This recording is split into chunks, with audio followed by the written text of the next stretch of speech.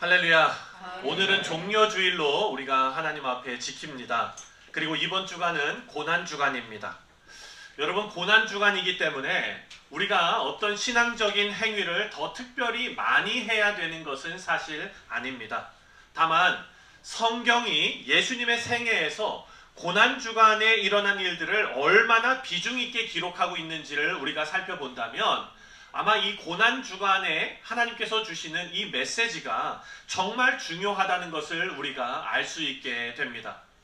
복음서는요, 예수님의 생애를 담고 있습니다. 마태, 마가, 누가, 요한이죠. 이 복음서는 전체 89장으로 되어져 있습니다. 예수님의 생애를 쓰고 있는 복음서가 89장인데요. 그 가운데 25장이 이 한 주간의 일을 기록하고 있습니다.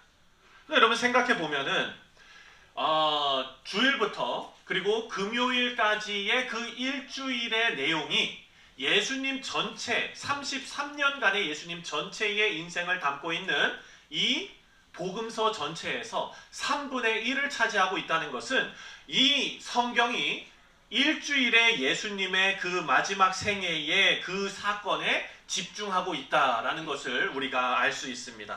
여러분, 그 이유는 예수님께서 육신의 몸을 입고 이 세상에 오신 목적 때문입니다. 그 목적은 바로 죄인들을 위해서 대신 고난당하시고 그리고 우리 모두를 죄에서 구속하시기 위해서 이 땅에 오셨기 때문입니다. 그래서 이 종려주일은 성경이 주목하고 있는 이 예수님의 구속사역의 하이라이트의 시작인 것입니다. 이날 예수님께서는 예루살렘에 입성하셨어요. 그때 많은 사람들이 나와서 주님을 환영합니다. 종려나무 가지를 흔들면서 땅에다가 옷을 벗어드리고 그리고 나귀를 타고 들어오시는 예수님을 향해서 호산나 다윗의 자손이여 찬송하리로다 라며 예수님을 환영했지요.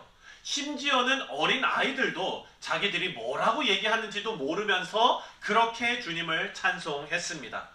사람들은 기대감으로 가득 찼지만 사실 예수님께서 예루살렘에 입성하시는 그 발걸음은 죽음의 발걸음이었습니다. 죽음을 향해서 걸어가고 계시는 거죠. 그 과정에서 성전의 사람들을 다 쫓아내시고 성전에서 장사하는 장사꾼들을 쫓아내시고 결국 껍데기만 남은 이 성전이 멸망하게 될 것이다 라고 예언하셨고 또 많은 비유를 통해서 이제 예수님께서 새 성전이 되셔서 새로운 하나님의 백성들이 주님을 통해서 하나님께로 나아갈 수 있는 길을 열어주신다라는 것을 알려주셨습니다. 인류를 구원하시는 하나님의 뜻은 너무나 분명합니다. 그리고 그 뜻을 실현하시는 분이 바로 이 땅에 오신 예수님입니다. 그런데 여러분, 그 뜻을 이루는 길이요, 모두의 환영을 받는 꽃길이 아니었다는 겁니다. 그것은 고난의 길이었습니다. 오늘 우리는 예수님께서 겪으신 이 고난의 일주일 동안 그 목요일에 있었던 겟세마네 동산에서 기도하시는 예수님의 모습을 집중해 보면서 오늘 우리 신앙생활에 아주 중요한 교훈을 함께 찾아보도록 하겠습니다. 여러분, 지난주에도 제가 말씀드렸지만 우리 모두에게는 언젠가 종말이 있게 됩니다. 그것이 개인의 죽음이든 예수님의 재림이든 언젠간 끝이 올 수밖에 없다는 거죠. 그런데 그 뜻을, 그 끝을, 그 때를, 시간을 하나님께서는요 우리에게 숨기셨습니다. 저도 제가 언제 죽을지 모릅니다. 그리고 여러분도 언제 하나님께서 여러분을 데려가실지 모릅니다. 제가 지난번에도 설명드렸지만 그것을 모르는 것이 우리에게 은혜이며 유익이다라는 것을 말씀을 통해 알게 되었습니다. 만약 우리 인생이 끝나는 때를 미리 알게 된다면 그때가 가까웠을 때 정상적인 삶을 살 수 있는 사람이 얼마나 되겠습니까? 그 반대의 경우도 마찬가지입니다. 우리에게는 이것을 감추셨는데 예수님께서는 그때를 아셨어요. 예수님께서는 이제 곧 잡히셔서 극심한 고통 가운데 죽음을 맞이하게 될 것입니다. 오늘 본문을 보면은요, 예수님 마음이 너무나 힘들었다는 것을 알 수 있습니다. 그래서 제자들을 데리고 겟세마네라는 곳에 기도하러 가셨습니다. 36절부터 38절을 우리가 함께 읽겠습니다. 시작.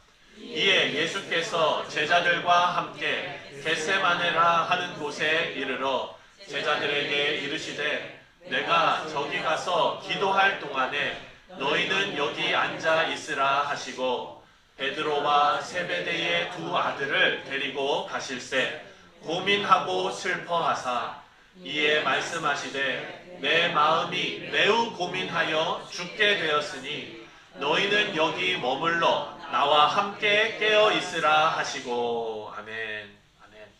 오늘 이 말씀을 보면 잘 읽어보면은요, 예수님께서 제자들을 데리고 올라가셔서 다른 8명의 제자들은 그냥 앉아 있으라 그러고 기다리라고 얘기해놓고 베드로하고 야고보하고 요한만 데리고서 예수님의 마음을 나누시고 기도하라 하셨습니다.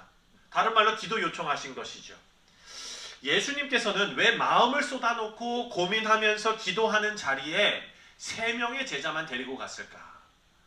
왜 나머지 제자들은 그냥 기다리라고 해놓고 3명만 데리고 갔을까가 궁금합니다. 근데 여러분 생각해보면 이전에도 요 3명만 데리고 산에 한번 올라가셨습니다. 그때가 언제죠? 그렇죠. 변화산에 올라가셨을 때, 감람산에 올라가셨을 때 거기에서 예수님께서 변화되시는 것을 이 3사람이 보았어요. 예수님의 가장 크고 놀라우신 영광의 순간에 참여했던 사람이 바로 이 3사람입니다. 그때 예수님께서 변하시는 그 모습을 보고서 베드로가 여기에다가 초막셋을 짓고 예수님 그냥 여기 지내시지요, 이럴 정도로 예수님의 영광을 경험했던 사람들이에요. 그러니까 예수님께서는요, 그 놀라운 영광을 함께 본 제자들을 예수님의 가장 깊은 고뇌와 슬픔의 장소로 데려가셔서 함께 깨어있으라, 함께 기도하라 라고 명령하셨던 것입니다. 그리고 예수님께서는 조금 더 나아가셔서 얼굴을 땅에 대시고 엎드려 기도하셨습니다. 예수님께서 깨어있으라라고 당부하신 그 제자들은요, 깨어서 예수님과 함께 기도했어야 합니다. 37절에 나오는 예수님께서 고민하시고 슬퍼하셨다라는 말씀이 나오는데요, 이 말씀을 우리 한글 성경은 너무나 쉽게 고민하고 슬퍼하셨다라고 하고 끝냈습니다. 근데 이걸 원어로 살펴보면은요, 그대로 직역하면 예수님은 괴롭고 슬픔에 잠기기 시작했다. 그 뒤에 시작했다라는 의미가 한글 성경에는 담겨져 있지 않습니다. 베드로와 야고보와 요한을 데리고 겟세마네에 가신 예수님께서 고민하시고 그 마음의 무거움과 슬픔과 그리고 그 두려움과 이 모든 것이 시작되었다. 갑자기 찾아왔다는 거예요. 사실 예수님께서 자신이 고난당하실 것을 미리 아셨지요. 이전에 벌써 3번이나 예고하셨습니다. 그렇다면 본인이 돌아가실 것을 미리 아셨을 텐데 그것이 뭐 그렇게 특별한 일인가 라고 생각할 수 있는데요, 예수님의 마음에 이제 그 죽음을 하루 앞두고 고통과 괴로움과 외로움과 이 모든 것이 더 깊숙하게 예수님 가운데 찾아온 거예요. 그때 예수님이 하신 것을 생각해 봐야 합니다. 예수님과 함께 기도할 수 있는 만한 사람들을 데리고 기도하러 가셨습니다. 예수님께서 3명의 제자들에게 깨어있으라 라고 말씀하셨어요. 명령하셨어요. 이 깨어있으라 라는 말은요, 심적으로 태만하지 말고 태만에 빠져있지 말고 각성해 있으라 라는 상태를 말하는 단어입니다. 단순히 졸지 말라는 단어가 아닙니다. 사탄의 시험에 흔들리지 않도록 방심하지 말고 마음을 굳건히 하고 지키라 라는 말씀이죠. 그래서 예수님께서는 이 말씀을 하실 때 명령형으로 말씀하셨습니다. 지금 제자들은요, 예수님께서 기도하고 계시는 그 순간 깨어있으라 라는 말씀이 아니라 예수님을 위해서 깨어 각성하되 앞으로 제자들에게 임할 그런 사탄의 시험에 빠지지 않도록 그 마음이 항상 깨어 있어야 한다라고 명령하고 계십니다. 우리 사랑하는 성도님들, 예수님의 이 명령이 그때 당시 겟세마네 동산에 함께 올라갔던 제자들에게만 하신 말씀이 아닙니다. 이 명령은요, 우리 모두가 주님의 몸된 교회된 우리 모든 성도님들이 영적으로 각성해서 사탄이 교회를 흔들지 못하도록 깨어 있어야 한다라는 것입니다. 주님의 몸된 교회를 위해 헌신하시는 거룩한 성도님들은 예수님의 영광을 경험한 성도들입니다. 우리 안에 예수님께서 약속하신 성령 하나님께서 여러분과 함께하고 계심을 믿으시기 바랍니다. 여러분, 예수님께서 베드로와 야고보와 요한을 겟세마네 동산으로 부르신 것처럼 우리 교회를, 여러분의 인생을 이 시대와 이 지역에 부르셨다는 것을 여러분 꼭 기억하시기 바랍니다. 우리는 이제 주님의 명령을 따라서 영적으로 각성하고 깨어서 기도해야 합니다. 악한 사탄 마귀는요, 교회를 흔들려고 합니다. 이 시대에 주님의 교회가 굳건하게 설 수 있는 방법은 단 하나밖에 없습니다. 바로 말씀과 기도뿐입니다. 하나님의 말씀은 교회가 어느 방향으로 나가야 할지 방향을 제시해 줍니다. 그리고 그 길에 우리 모두가 기도하며 깨어 있는 것이 바로 명령하신 하나님의 말씀에 순종하는 성도들의 모습입니다. 바라고 기도하기는 우리 교회의 모든 성도님들이 영적으로 깨어서 교회를 위해 기도하시는 우리 성도님들 되시기를 주님의 이름으로 축원드립니다. 39절 말씀을 함께 읽겠습니다. 39절 시작. 조금 나아가사 얼굴을 땅에 대시고 엎드려 기도하여 이르시되 내 아버지여, 만일 할만하시거든 이 잔을 내게서 지나가게 하옵소서. 그러나 나의 원대로 하옵시옵고 아버지의 원대로 하옵소서. 아멘. 예수님의 이 기도에는요, 이 잔을 내게서 지나가게 하옵소서라는 말씀이 나옵니다. 이 말씀은 예수님께서 제자들과 함께 나누셨던 그 유월절 식사에서 포도주 잔을 돌려가면서 마시도록 하신 그 사건과 밀접한 관계가 있습니다. 예수님께서 제자들과 나누신 포도주와 떡은 우리가 잘 아는 대로 예수님의 죽음을 상징합니다. 성만찬을 상징하죠. 제자들이 예수님께 받은 이 포도주 잔은요, 우리를 위해 모든 죄를 용서하시는 구원의 잔입니다. 하지만 예수님께는 고통스러운 십자가 죽음의 잔인 것입니다. 지금 예수님께서 이 잔을 내게서 지나가게 하옵소서 하시는 그 잔은요, 하나님의 진노의 잔이고 하나님의 저주의 잔이라는 것을 우리가 알 수 있습니다. 근데 분명한 사실은 뭐냐? 예수님께서 이 잔을 받으셔야 된다는 거예요. 우리는 너무 안타까워서 그냥 그런 거 말고 어떻게 방법이 있을까 생각할 수 있습니다. 하지만 오늘 본문 말씀은 정확하게 우리에게 말씀하십니다. 바로 예수님께서 이 저주의 잔, 분노의 잔을 받으셔야 제자들을 포함한 모든 인류가 죄 용서를 받을 수 있는 길이 열리게 된다는 것입니다. 예수님의 십자가만이 구원에 이르는 유일한 길입니다.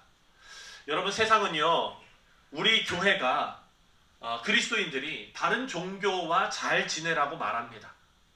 제가 어제 결혼 상담이 있어서 저희 집에 그 커플을 불러다가 함께 상담을 나눴습니다. 근데 이 예비 신랑이 이제 8월 달에 저쪽 중동 지역으로 군인이에요. 그래서 중동 지역으로 이제 파병을 나가게 되는 거예요.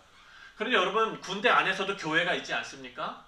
근데 요즘 군대 안에는요, 예수님을 가르칠 수 있는 그런 종교는 안 된다는 거예요. 어떤 거냐? 그냥 모든 신에게, 그냥 종교 행사지 그게 예배가 될 수가 없는 어떤 그런, 이 채플린 군 목사님이 가서 예배를 인도하지만 그 모든 신들에게 빌어야 하는 어떤 그런 분위기와 그런 상황이라는 거예요.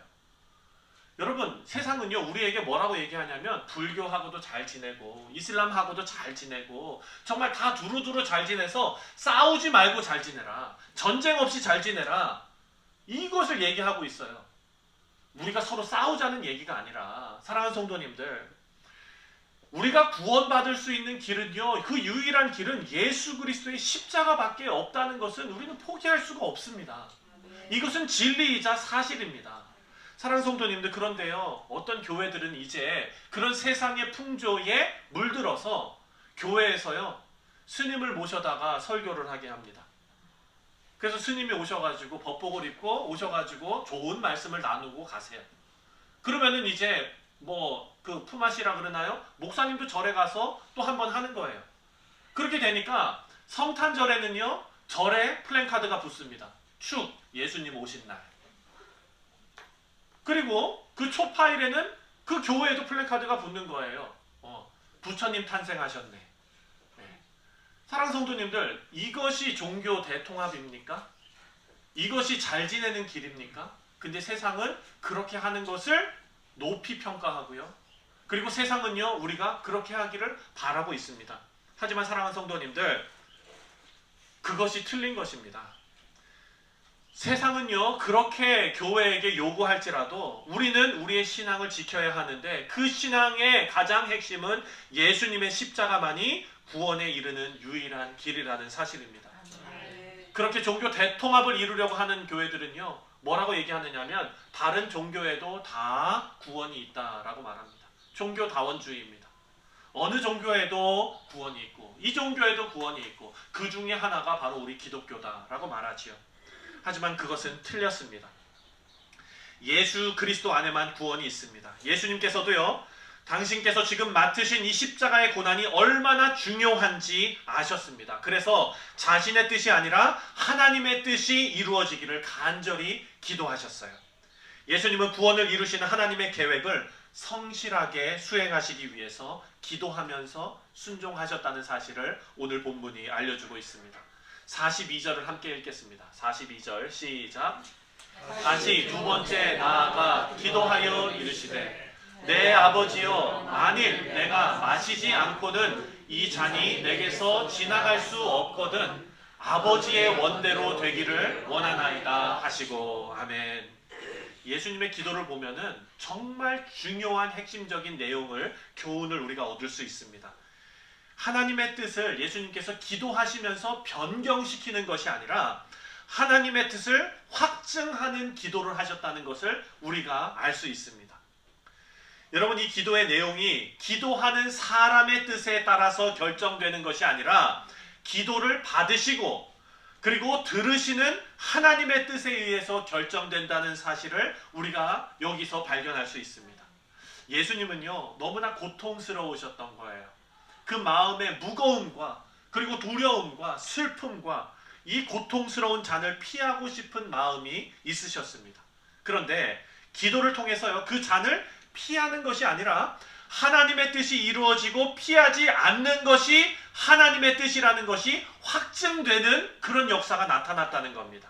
그래서 예수님의 이 기도에서 우리가 알 수 있는 것은요, 예수님의 기도의 결과로 하나님께서 아버지의 뜻을 다시 한번 새롭게 확인하게 하시고 이 길을 갈 수 있는 힘과 용기를 얻게 하셨다라는 것을 볼 수 있습니다.